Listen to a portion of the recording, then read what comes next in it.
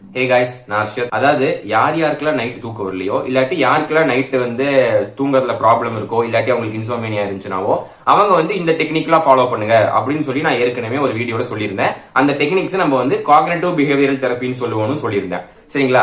அந்த டெக்னிக்ஸ் எப்படி நமக்கு தூக்கம் வராட்டி தூக்கம் வர வைக்குமோ, அதே மாதிரி இன்னொரு தெரப்பியும் ஒன்னு இருக்கு. அந்த தெரப்பியும் யார் ரெகுலரா பண்றாங்களோ அவங்களுக்கு தூக்கம் வரும் அப்படின்னு சொல்லி ரிசர்ச் சொல்லுது. அது என்ன தெரப்பின்னு பாத்தீங்கன்னா எக்ஸசைஸ். யார் ஒருத்தங்க ரெகுலரா எக்ஸசைஸ் பண்றாங்களோ, at least weekly 3 times, maximum weekly 6 time, யாரு ரெகுலரா எக்ஸசைஸ் பண்றாங்களோ அவங்களுக்கு இன்சோமேனியா சரியாயிரும், தூக்கம் வராம இருந்துச்சுன்னா அவங்களுக்கு தூக்கம் வந்துடும் அப்படின்னு சொல்லிட்டு ரிசர்ச் இப்ப கன்க்ளூட் பண்ணிருக்காங்க.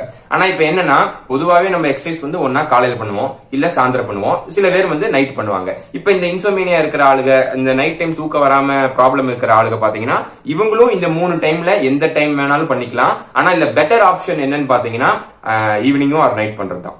ஏன்னா காலையில பண்ணிட்டோம்னா நம்ம நைட் படுக்கிறதுக்கு கொஞ்சம் லாங் கேப் இருக்கு. சோ இன் பிட்வீன் டிஸ்ட்ராக்ஷன் நடக்கும். இதே நம்ம ஈவினிங்கோ நைட்டோ ஒர்க் அவுட் பண்ணோம்னா நைட் டைம் நமக்கு பெருசா டிஸ்ட்ராக்ட் இருக்காது. சோ சீக்கிரம் தூங்கிக்கலாம். ஏன்னா பொதுவாவே எக்ஸசைஸ் பண்ணும்போது இந்த ஸ்ட்ரெஸ், வரி, டிப்ரெஷன், இந்த ஹார்மோன்லாம் சுரக்காது. சோ இதனாலேயே நமக்கு தூக்கம் வந்துடும் நைட் டைம் அப்படின்னு சொல்லி ரிசர்ச் சொல்லுது.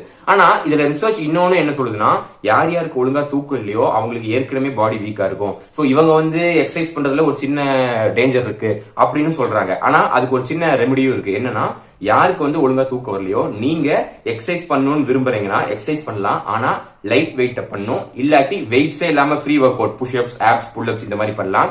அப்படி லைட் வெயிட்டோ இல்ல மீடியம் வெயிட்டோ பண்ணும்போது கூட ஒரு ஆள் வச்சுக்கிறது ரொம்ப நல்லது.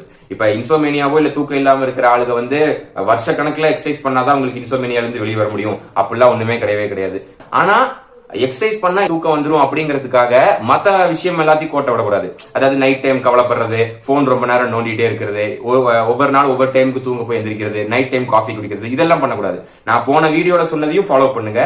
அது கூட எக்ஸ்ட்ராவா இந்த எக்ஸசைஸும் ஃபாலோ பண்ணீங்கன்னா சீக்கிரமாவே நீங்க அந்த ஸ்லீப்லெஸ்னஸ் இல்லாட்டி இன்சோமேனியா இருந்து நீங்க வெளியே வந்துடலாம். இப்ப என்னன்னா, எக்ஸசைஸ் பண்ணா நமக்கு இன்சோமேனியா சரியாகும் அப்படிங்கிற போது அந்த எக்ஸசைஸை நம்ம ஜிம்ல தான் பண்ணணும்னு ஏதாச்சும் இருக்கான்னு கேட்டீங்கன்னா இல்ல, அப்படி கிடையாது. நீங்க ஜிம்லயும் பண்ணலாம், இல்ல வீட்லயும் பண்ணலாம், எங்க வேணா பண்ணலாம். ஆனா ரிசல்ட் அதே மாதிரி தான் இருக்கும். ஓகேவா?